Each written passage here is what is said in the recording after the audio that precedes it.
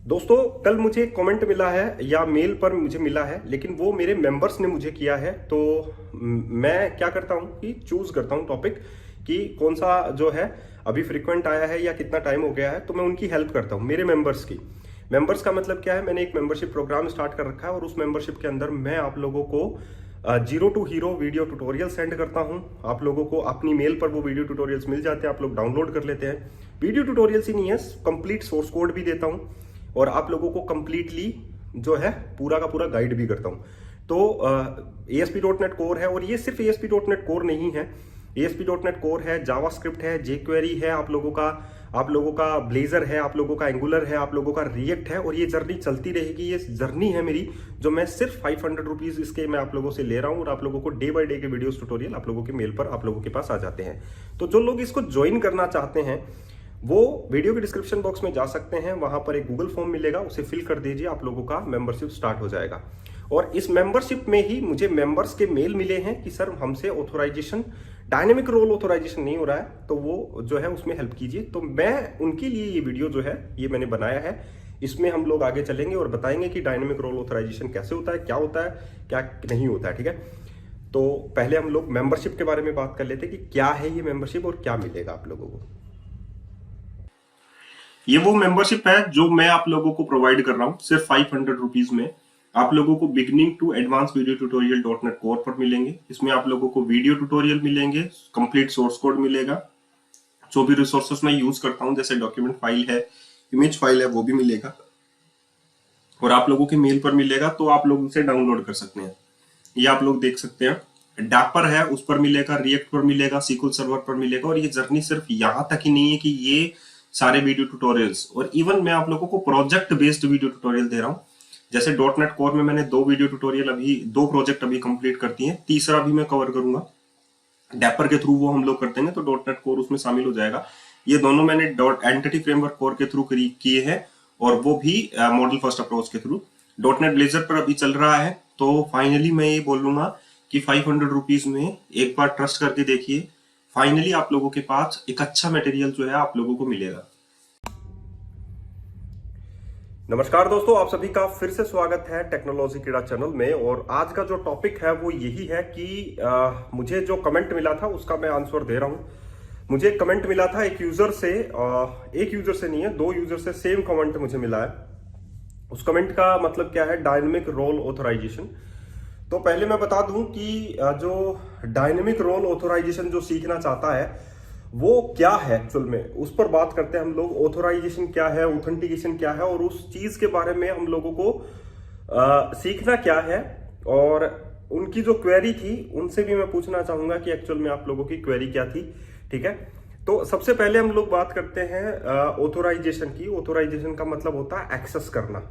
ठीक है, यानी कि एक्सेस राइट्स।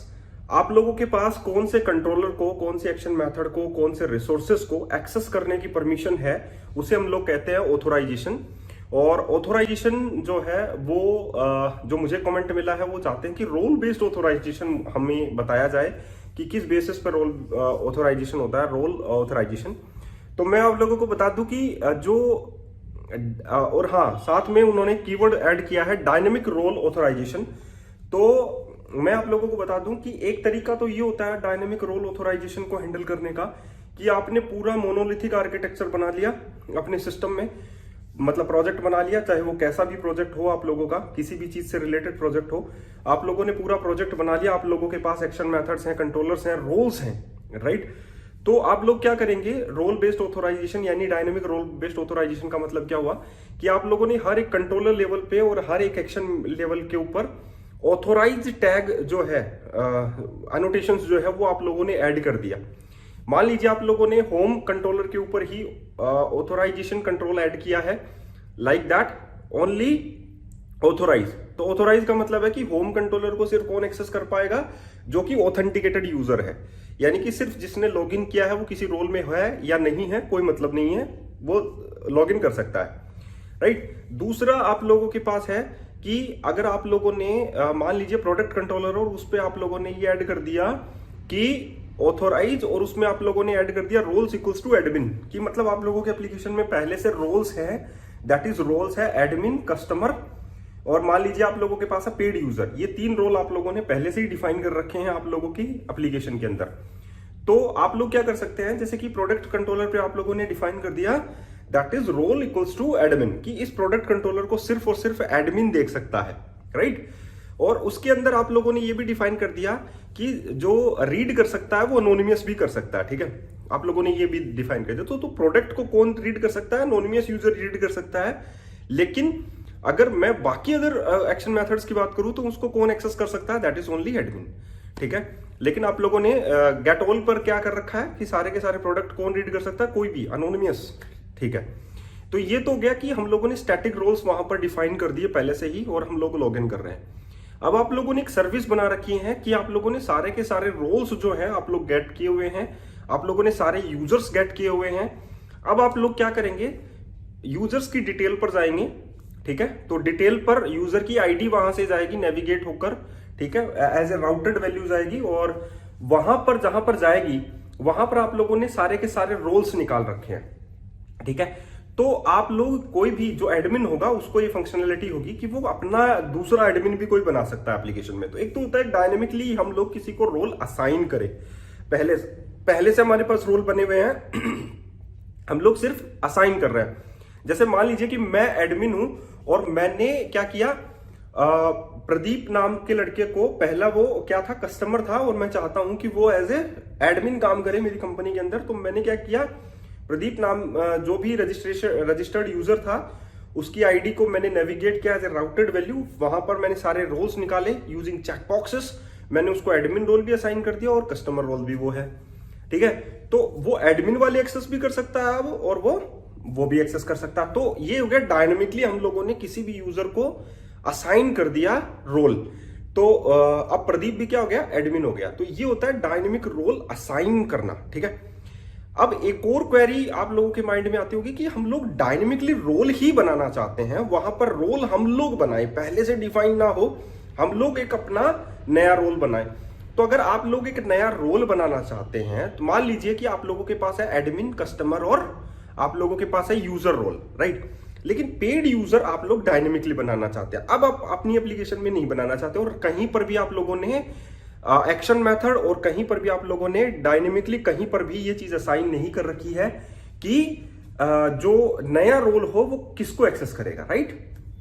तो इसके लिए आप लोगों को क्या करना होगा, आप लोगों को सारे एक्शन मेथड्स, आप लोगों को सारे कंट्रोलर्स के सारे एक्शन मेथड्स जितने भी प्रोजेक्ट में हैं, जितनी भी असेंबलीज में हैं, वो सारे के सारे गेट करने पड़ेंगे, ठीक है। आप लोगों को डायनेमिकली एक रोल असाइन करना पड़ेगा। रोल तो आप लोग रोल मैनेजर से कर सकते हैं इजीली, वो एक नया रोल जो है वो क्रिएट कर देगा, ऐड कर देगा। रोल स्टोर क्लास जो होती है वो उसके लिए काम आती है हमारी आइडेंटिटी के अंदर, मैं आप लोगों को बता रहा हूं। तो फाइनली आप लोगों ने रोल स्टोर में रोल जो है वो पुट कर दिया, एक नया रोल तो बन गया, ठीक है, रोल बन गया। लेकिन अभी ये रोल किस किस को असाइन हो सकता है, तो सारे कंट्रोलर के अगर आप लोगों के पास एक्शन मेथड्स हैं तो आप लोग उन पर चेक कर देंगे कि ये रोल जो है वो इनको एक्सेस कर सकता है। अब बात आती है कि आपको कोड कैसे करना है, ठीक है। तो मैं दोनों का कोड आप लोगों को दे सकता हूं, ठीक है। तो वो दोनों का कोड जो है मैं आप लोगों को जो है सबमिट कर दूंगा, ठीक है। मैं या टेक्नोलॉजी किडा चैनल के ऊपर बता दूंगा दोनों रोल्स को कैसे डिफाइन किया जाता है, वो भी मैं बता दूंगा। तो मैं आप लोगों को अभी बता दूं कि जो यूजर टेक्नोलॉजी किडा को एज ए मेंबरशिप ज्वाइन करता है मैं उसकी हेल्प भी करता हूं, ठीक है।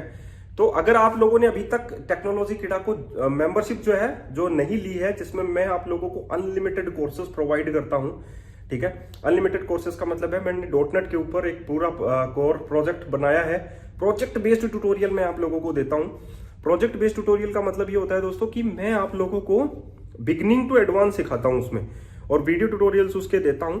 उसमें अगर कोई प्रॉब्लम आ जाती है तो आप लोग मुझे मेल कर सकते हैं। आगे चलकर मैं आप लोगों का टर्मिनल पर भी अकाउंट बनाऊंगा, आप लोगों का जो है ग्रुप भी हम लोग असाइन करेंगे। वेबसाइट्स में भी मैं सोच रहा हूं कि मैं फोरम टाइप का वेबसाइट बनाऊं ताकि मेरी कम्युनिटी मेरे पास रहे और कोई भी आंसर हो तो किसी यूजर के पास उसका है तो हम लोग उसे दें।